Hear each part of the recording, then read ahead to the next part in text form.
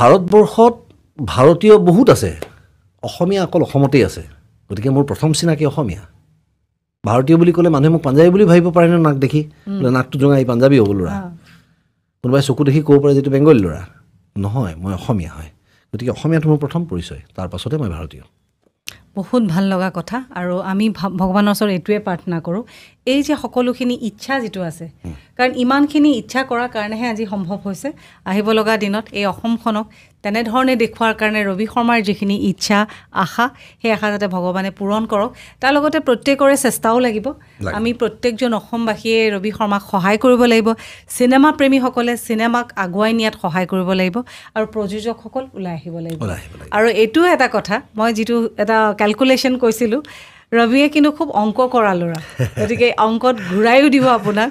আপুনি যিখিনি টকা ইনভেষ্ট কৰিছে সুতে মূলে গোটেইখিনি ঘূৰাব। আৰু ৰবিৰো পকেট কিন্তু খালী নাথাকিব।